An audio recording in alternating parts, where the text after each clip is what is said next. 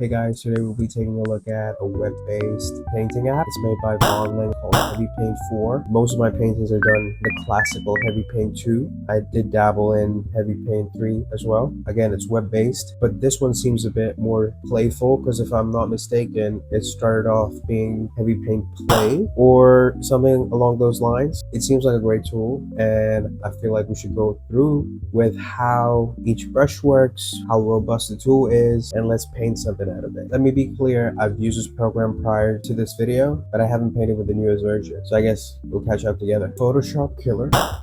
I don't want to throw out these grand claims saying that it's better than Photoshop or it's better than Procreate. I still feel tools are here to serve us, the artists, while we explore different ways to communicate. We don't need to be married to these tools, but it's always fun to find one that's familiar, that feels comfortable. You can revisit it over and over again, and there's still the sense of familiarity. I think that's what every artist is looking for, and that be a particular brush in a particular toolkit. I've seen some crazy art done in Blender with grease pencil. Like, you would be like, why wouldn't you do that in Photoshop, or why wouldn't you do that in so and so? So what?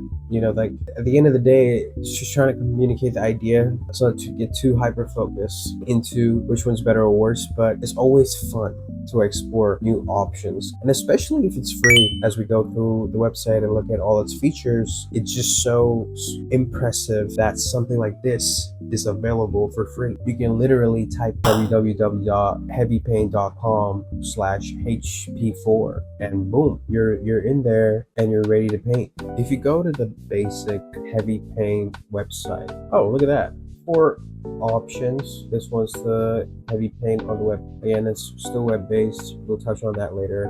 Page 2 is the classic one that I love and use to this day. Page 3 for Android, HP3 for iOS, HP4, which is still in beta. That's what we're looking at today. Let me touch on HeavyPaint 3. Now, HeavyPaint 3 is such a robust tool. As you can see, I made this quick little painting. It's surprising that this works on the web and it runs so smooth. I'm not too welcoming of like slowish or sluggish painting softwares. Put the information in there and I want that instant. It's just beautiful that this works so great, you know, on a web page. Fascinating stuff. Again, very simple and organized UI. You have most of your stuff right here. The interesting part about Heavy Paint is you can replay most of all your work. That's always fun to play back what you made. And if you look at this piece, like all these design decisions that you make in your brain and somehow subconsciously, and when you see it sort of manifested in the final piece, and when you have these tools of like playing it back each stroke by stroke, that's just so, like, imagine we live in times where I can look at my painting and I can even see how it was made. That's just remarkable. I feel like we're just so blessed. We just take so much for granted,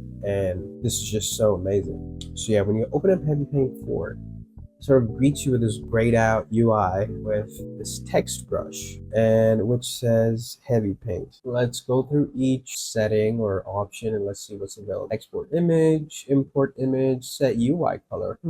Oh, so I guess, okay, there we go. Maybe a bit less too purple. Anyway, we have RGB. Not a huge fan of RGB in terms of picking colors. I kind of like the HVC bar. Well, we changed the UI color now. Maybe a little bit more darker. I like it. Maybe a little bit more darker. Perfect. So these are the color options. Indicates the size of the tool. Undo, I guess that's Control Z. Space for picking colors up. Zoom to zoom in and out. Scroll, sorry. Oh, you can also hold the right mouse button and drag the screen and middle mouse button to sort of pan the whole image. I tend to work small in terms of frame. I don't really like to zoom in as much unless like detailing and stuff, whatever. Okay, we have clear canvas, autosave, like export preferences, factory reset. Those are the settings or like the options or whatever. And then we can go to the tools. The first tool being, the airbrush tool. I like the grain. The brush tool, it has a smudge quality to it, which I kind of like. It's super faint or subtle, but it does smudge it ever so slightly, but that's just maybe that's the brush itself. Brush puff, similar, but it's much more opaque. It feels or a bit more thick. A fan, classic. It's almost where it says a lasso tool. A personal YouTube I don't know their name, but the way they do line art with their finger and they just go in and just make line art.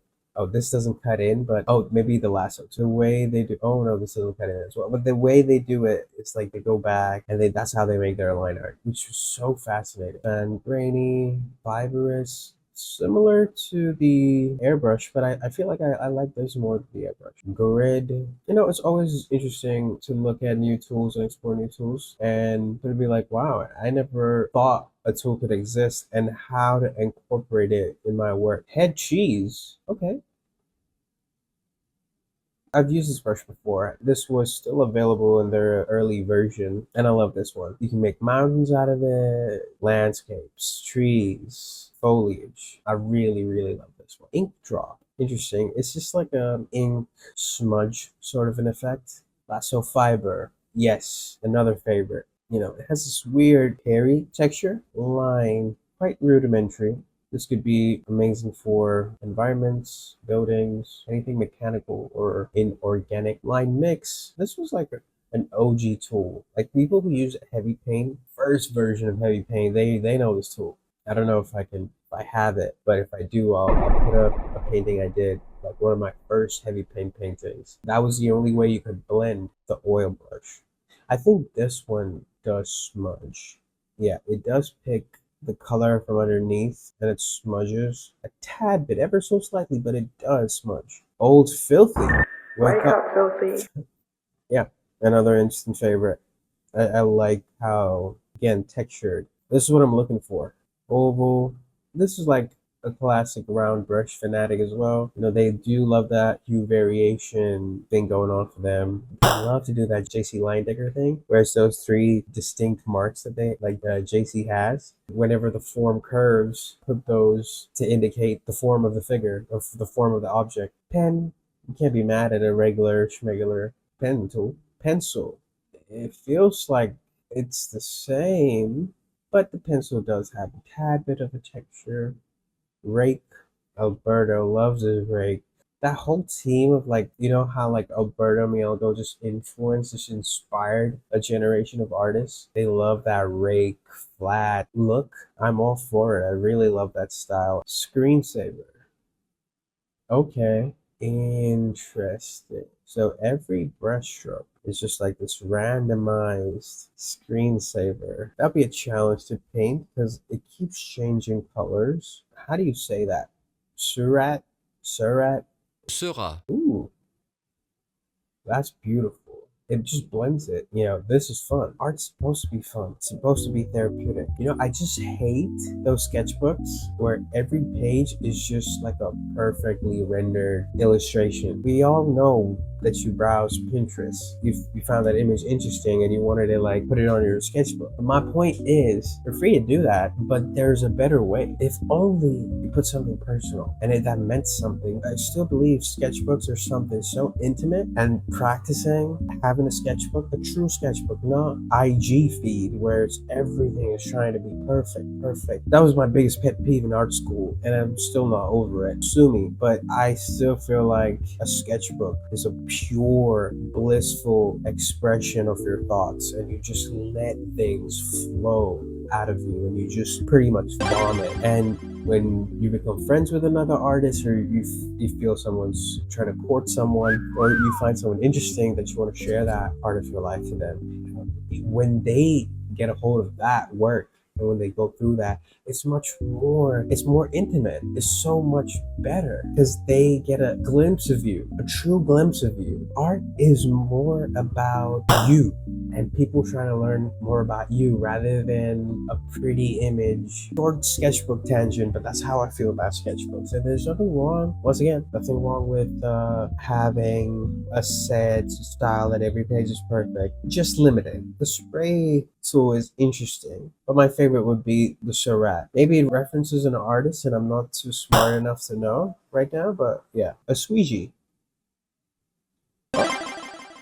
Two-finger swipe on canvas to squeegee. Pinch outside canvas to zoom. Well, I think I can't do that. Stars. Ooh, a little lag there. Swirly blur. Ooh, I like that. This I like. Probably use this to blend. Text brush. Can we change the text? You do have a settings option within the tool. And yeah, you can change the font. You can click it at random, and you can even, oh, you do have the old school S. Who knows this old school S? Am I Unk? Oh yeah, am I getting Unk age and people don't know this? I'm pretty sure people know this now, but you know. Water drop. Okay, interesting. You can even resize the canvas. So let me resize the canvas. Okay, now for the subject that we want to paint. I have a picture of this set actress. And this set actress, her name is Tabu. She's one of the goats. If you know, you know. It's not like I had a crush on her. You know, I like her. She seems interesting. She has an amazing face. If she just you look at her face, you look at her body of work. She's so talented. It's just ridiculous. I feel like she's so underappreciated, and I feel like she's just like I just love her. Let's start. I would start this with the brush. Sort of use burnt sienna. I'm sorry if I sort of zone out during the painting process because I just zone out. Hopefully there'll be a voiceover to sort of overlays and sort of explains a bit of my process and what I'm seeing, what kind of shapes I'm seeing. I put that drastic swoop of a shape, and I don't know if you can see, I'm just trying to align these lines together so that the proportions are right. It's like a cheat. Even though I said burnt sienna and I wanted to sort of underpainting, but I still introduced color from a very early stage and maybe even random colors so that my eyes are a bit open to exploring new lighting temperatures. It's lit by the sun and it's bright outside and it's quite super blue. Maybe you want a much more warmer lighting situation. For now, I'm just finding the shapes, squinting my eye a little bit to see where I need to be placing some of these. Head cheese. I think the head cheese was pretty interesting. Don't forget to stay hydrated, guys. I say that I didn't have a lick of water today, which is ridiculous. I'll still limit the painting for like a 45-minute mark because if you let me, I'm gonna be here for a while and we don't want that. The video is gonna be too long. And another tip, this is from Pinterest. So I just opened the image on a new window. You can still control and scroll to make it bigger or small, right? So what I do is I make it tiny so that it's easier to read and it's easier to get the proportions and shapes right. Use a bigger brush and just go ahead. Put the right colors in. It doesn't have to be perfect. I don't know how I look while painting because I can't see OBS because I have just one monitor. If I look crazy, my apologies. I'm still figuring out which brush I like the most. You still kind of like are still used to your old tools and there's still this resistance. Like change is fun. Change is the only thing that's constant, and the day you embrace change, it's liberating. This is how I paint. This is most of the work. The details are fun, but the initial phase is usually pretty meticulous.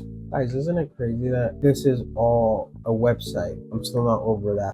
Try to club the shadow shapes so that's an easier read. And I know it's always tempting to add more shapes, but less is more. Like I really like how the photos framed. I'm not sure which movie this is from. What I found intriguing and challenging is the fact that I need to paint jewelry without getting too bogged down by the details, but just implying. So a quick tip on what kind of shapes I'm looking at or how I look at the image and break it down into quite rudimentary forms. It doesn't necessarily have to be a circle or it could be like arches or curves or whatever. Anything that helps you read the image, essentially. As you can see in this image, this is overarching veil that's on her head. Keep it simple, squint your eye. The less shapes you have, the more readable the image is. So try to club as many shapes you can. Hope that helps. Okay, a little breather. We're in a good place, but you know, things can always be better. But I really like where the image is leading me. And don't be worried if you're in a position where the color seems a bit muddy. That is always fixable. So just make sure you get the values and other stuff right. We'll get the temperature right. Another tip, I find it easy to take any image, drop it in Photoshop, sort of make two sizes and slap on a posterize filter or play with the threshold and try to get two values, light and dark. This pretty much just helps with visualizing or seeing how to club the shapes and how the shadows are just one huge overarching shape. It's just for you to help you read the image a bit better. Okay, bye. By the way, I use a pen tablet as everyone should, and I don't use a screen tablet. I just use the classic no display tablet. For some reason, I just find it super difficult to just draw because like I think my hand gets in the way and it just gets so distracted. And I did have a Cintiq at one point. A lot of stories with that Cintiq, honestly. And now I should have traded the Cintiq for the Intuos. Like they had an Intuos, and now I have their tablet and they have my old Cintiq. Interesting. That tablet went so many places. It came from a certain place, and now it's with the. It's just interesting. Interesting tablet. Wonder how it's doing right now. Y'all ever had a story with the Cintiq or pen tablet?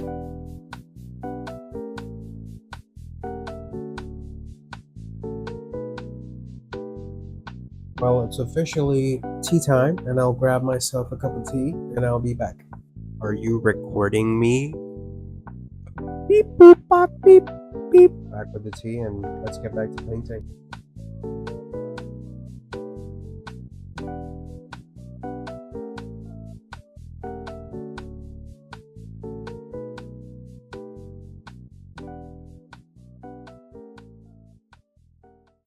So here are my final thoughts. Maybe I spent a little bit too much time on this piece, but I couldn't help but push myself and see how much I can squeeze out of the site. Even though Photoshop feels like home to me, I've been experimenting and pushing myself and trying out new softwares like ArtRage or Blender or HeavyPaint to see where it takes me creatively. I feel like we shouldn't be controlled by a set tool and be married to it forever. But I'm not gonna lie, no matter how much I wander off, Photoshop's always home. So if there's one thing to take away, it's this: don't hold back.